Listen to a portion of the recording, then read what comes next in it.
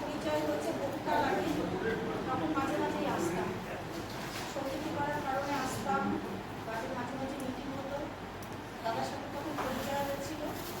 আর আমাকে মানুষ বেশি চেনে একটা কারণে আমার বাবার পরিচয়, আমার নিজের কোনো পরিচয় নেই, বাবার পরিচয় আমার পরিচয়। লোককবি সুরেন্দ্রনাথ সরকার, যেখানে কি কথাটা বলি আমি সুরেন্দ্র সরকারের মেয়ে, সব জায়গায় একটু সম্মান পাই। দাদাও সেই জায়গায় আমাকে একটা বিশাল সম্মান দিতেন। কিছুদিন আগেও এসেছিলাম, এই 6 মাস কি 1 বছরের মধ্যেই আমি এসেছিলাম। দাদা তখন গানে ভালো শুনতে পেতেন না, জোরে জোরে বলছে সঙ্গীতি এসছে, সঙ্গীতি এসছে। ও বলছে ও আচ্ছা সুরেন্দ্র সরকারের মেয়ে। বললেন যে দাদা চলে গেছে, চলে তো সবাই যাবে, আমরাও একদিন যাবো। কালকে আমার এক এরকমই দিদির মতন বান্ধবী, সে হঠাৎ করে কালকে চলে গেল। পরশুদিন ফোনে 12:55 কথা হয়েছে যে আমার শরীরটা ভালো না, একটু একটা কীর্তন আছে যাবো। আমি সত্যি যেন নাচতে নাচতে মরে যাই, আর সেই কীর্তনের মধ্যে গিয়ে নাচতে নাচতে শেষ স্ট্রোক হয়। কালকে সকাল 6:43 মারা যায়। কালকে সারাদিন শ্মশানে ছিলাম, সেখান থেকে বাড়িতে এসে সারা রাত ঘুম হয়নি। কিন্তু যেটা সত্য সেটা মেনে নিতে হবে। আমরা সবাই চলে যাবো, জন্মেছি যখন মরতে তো আমাদের হবেই, কারণ মরণটা সত্য। কিন্তু দেহটা নিয়ে এসে দেহটা নিয়ে আমরা যেতে পারবো না, দেহটা ফেলে রেখে যেতে হবে। যাওয়াটাও বলছে, লোকে যে বলে চলে যাবো, চলে যাবো মানে আমাদের এই যে শরীরটা, সেটা যখন সিস্টেমটা কোনো কাজ করবে না, তখন সেই সিস্টেমটা বন্ধ হয়ে গেলে আমাদের নিঃশ্বাসটা আমরা নিতে পারি না, তখন তাকে মৃত্যু বলে, আর তাকে ডেড বডি বলে, দেহ বলে। আর তারপরে কিছু থাকে না, আমার যেটা মনে হয় ওদের বলে আত্মা। অনেকেই যখনই কোনো পোস্ট হয় অমুকে মারা গেছে, অমুকে মারা গেছে, তখন একটা ওনার আত্মার শান্তি কামনা করে, উনি যেন ভালো থাকে, সুস্থ থাকে। তার জন্য ব্রাহ্মণরা কত কিছু দিয়ে তার স্বর্গে পাঠানোর কথা চিন্তা করে, কিন্তু সত্যি কি সে স্বর্গে যায়? স্বর্গে কেউ যায় না, সে দেহটাই চিতায় যায় বা কবরে যায়, এরকম একটা ব্যাপার, আর কিছু না। আমরা তার স্মৃতিটাকে, তার ভালো কাজটুকুনকে, যেটা বললেন স্মৃতি, তাতে সেই কাজটুকুনকে আমরা যেন মনে রাখতে পারি। তার সে আমাদের যে ভালোবাসা দিয়েছে, সেই ভালোবাসাটা আমাদের অন্তরে থাকবে। আর হচ্ছে যেটা আত্মার কথা বলে, আমার একটা আত্মার বিশ্লেষণ আছে, সেটা একটু বলবো। যেটা হচ্ছে আত্মা হচ্ছে আত্মজীব। আত্মজীব বলতে আমার সন্তানকে আত্মজীব বলে, মানে যে যার সন্তান সে হচ্ছে আত্মজীব, সন্তানকে আত্মজীব বলা। তাহলে আত্মাটা কোথায়? আত্মা আমার মধ্যে থেকে আমার সন্তানের মধ্যে আমার আত্মার অংশ যাচ্ছে।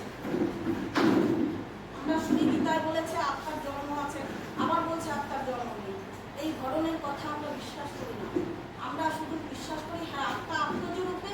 আমাদের জিন টেস্ট করে আমরা পূর্বপুরুষ আমাদের কোথায় ছিল, কোথায় যাবে, এগুলো আমরা পরবর্তীকালেও বিজ্ঞান বের করতে পারবে, জানতে পারবে কোথা থেকে এসেছি, কোথায় যাবে।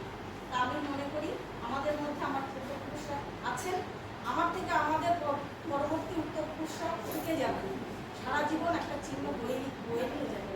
এ কথা বলে ওনার প্রতি আমি শ্রদ্ধা রেখে আপনাদের সবার প্রতি শ্রদ্ধা রাখি।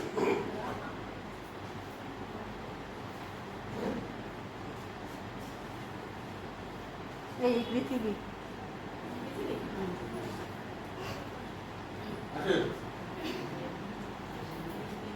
যেমন আছে তেমনই ঠিক রবে, সুন্দর এই পৃথিবী